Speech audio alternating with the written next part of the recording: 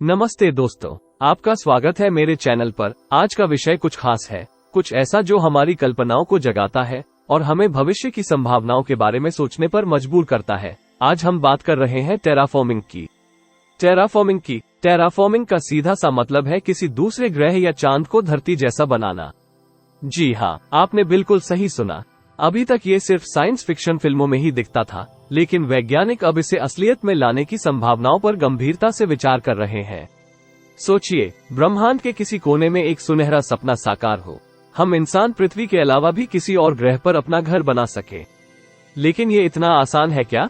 क्या वाकई किसी बंजर ग्रह को हरा भरा स्वर्ग बनाना मुमकिन है? पहला चरण, माहौल बदलना।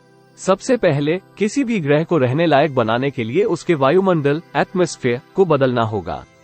उदाहरण के लिए मंगल ग्रह मार्स को लीजिए। वहाँ का वातावरण बहुत पतला है, ज्यादातर कार्बन डाइऑक्साइड से बना हुआ है। ऐसे में वहाँ सांस लेना तो दूर, पानी भी तरल अवस्था में नहीं रह सकता। टेराफॉर्मिंग में वैज्ञानिकों का ये ख्याल है कि मंगल पर कुछ खास गैसों जैसे मीथेन को फैलाया जा सकता है। ये गैस ग्रीन हाउस इफेक्ट पैदा करके वातावरण को गर्म कर देंगे। इससे जमीन के नीचे जमे हुए पानी को तरल अवस्था में लाया जा सकेगा। लेकिन ये इतना आसान नहीं है। मीथेन एक बहुत ही शक्तिशाली ग्रीन हाउस गैस है। इसकी मात्रा को बहुत संतुलित रखना होगा। ज्यादा मात्रा में ये उल्टा काम कर सकता है और ग्रह को बहुत ज्यादा गर्म कर सकता है। दूसरा चरण, जलवायु का निर्माण। वायुमंडल बदलने के साथ ही ग्रह के तापमान टेम्परेचर को भी नियंत्रित करना होगा। ठंडे ग्रहों पर गर्मी बढ़ाने के लिए वैज्ञानिकों के पास कुछ दिलचस्प विचार हैं। एक तरीका है अंतरिक्ष में विशाल शीशों को स्थापित करना, जो सूर्य के प्रकाश को ग्रह की सतह पर केंद्रित करेंगे। इससे तापमान बढ़ाने में मदद मिलेगी। दूसरा तरीका है जैविक इंजीनियरिंग, बायोलॉजिकल इंजीनियरिंग का इस्तेमाल। कुछ खास तरह के जीवाणुओं, बैक्टीरिया को ग्रह की सतह पर फैलाया जा सकता है, जो कार्बन डाइऑक्साइड का उपयोग ऑक्सीजन बनाने के लिए करेंगे। ये प्रक्रिया धीमी जरूर होगी, लेकिन प्राकृतिक रूप से वायुमंडल में ऑक्सीजन की मात्रा बढ़ाएगी। जलवायु निर्माण में पानी वाटर की भी महत्वपूर्ण भूमिका है। तरल पानी की मौजूदगी न सिर्फ जीवन के लिए जरूरी है, बल्कि ये वातावरण को स्थिर रखने में भी मदद करता है।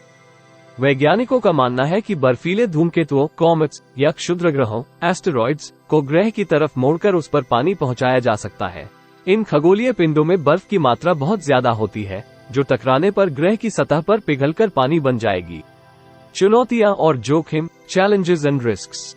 टेराफॉर्मिंग एक बहुत ही जटिल प्रक्रिया है और इसके रास्ते में कई चुनौतियां हैं।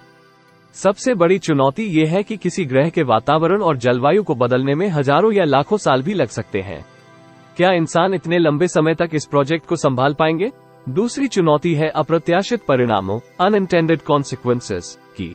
टेराफॉर्मिंग के दौरान कोई भी गलती पूरे ग्रह के वातावरण को बिगाड़ सकती है, जिससे वहां जीवन की संभावना हमेशा के लिए खत्म हो सकती है। ये भी ध्यान रखना होगा कि टेराफॉर्मिंग से उस ग्रह पर पहले से मौजूद किसी भी जीवन को खतरा न पहुंचे। अगर वहां पहले से ही कोई जीवाणु या सूक्ष्म जीव माइक्रोब्स मौजूद हैं, तो उनका अस्तित्व बनाए रखना हमारी जिम्मेदारी बनती है। भविष्य की संभावनाएं, फ्यूचर पॉसिबिलिटीज।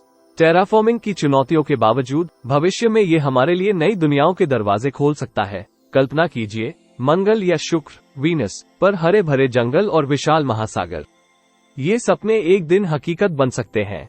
शायद आने वाली पीढ़ियां पृथ्वी के अलावा दूसरे ग्रहों पर भी अपना घर बसा सकेंगी। टेराफॉर्मिंग अभी भी अपनी शुरुआती अवस्था में है, लेकिन वैज्ञानिक लगातार शोध कर रहे हैं और नई तकनीकें विकसित कर रहे हैं। ये देखना वाकई रोमांचक होगा कि भविष्य में टेराफॉर्मिंग के क्षेत्र में क्या नई खोजें होती हैं। आपको क्या लगता है, क्या टेराफॉर्मिंग वाकई मुमकिन है? कमेंट्स में जरूर बताइएगा। तो दोस्तों, आज के लिए इतना ही। अगर आपको ये वीडियो पसंद आया तो इसे लाइक जरूर करें और अपने दोस्तों के साथ शेयर करें। साथ ही मेरे चैनल को सब्सक्राइब कर लीजिएगा ताकि आप ऐसे ही दिलचस्प साइंस वीडियोस मिस न करें। अगले वीडियो में मिलते हैं, तब तक के लिए विज्ञान के साथ मस्त रहिए।